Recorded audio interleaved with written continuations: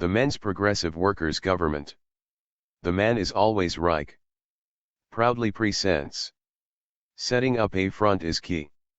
The current paradigm in the FAKE MGTOW, or men going their own way, lacks coordination to achieve the desired result, ending gynocentrism.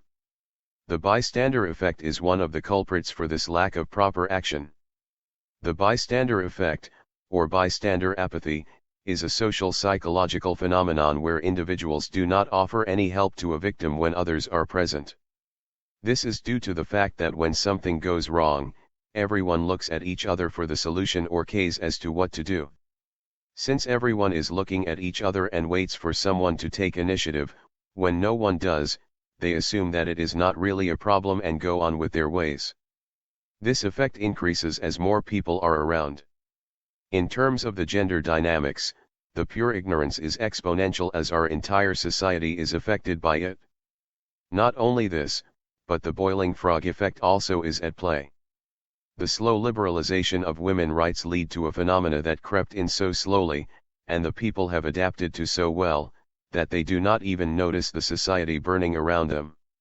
What society is lacking is leadership, the form that can and only has been executed well by men. In setting up our front, we do not ask for equality, we do not even ask for traditionalism, we ask for everything. Since when it comes to negotiation you start with a higher anchor point by asking for more than everything, so that anything less appears more reasonable. In our case our demands for breeding women into mindless reproducers and the extermination of manginas is reasonable, therefore we may need something even more radical to offer at first. One strategy is completely blame women and manginas as purposefully carrying out these injustices and that every single problem in society is their fault. It is better to be inclusive on this the exclusive, in terms of what to attribute to them. There is also the second principle of concession. By appearing to concede to something more reasonable, our audience will subconsciously feel that we have done them a favor by sacrificing our needs and they will impulsively feel the need to return a favor. Both effects can help us in our efforts. However, this should not prevent us from using the out-front organized front and demanding, taking, and assuming power. This is why we call ourselves the men's progressive workers' government. By establishing that we are the government, we set up the front that our opponents are criminals and vigilantes, which they are, for taking what men have produced. A government that unconditionally takes from its men, to give to the inferior gender, shall not be supported by their men. We shall kick out women and manginas from all posts, through force, threats, or terror.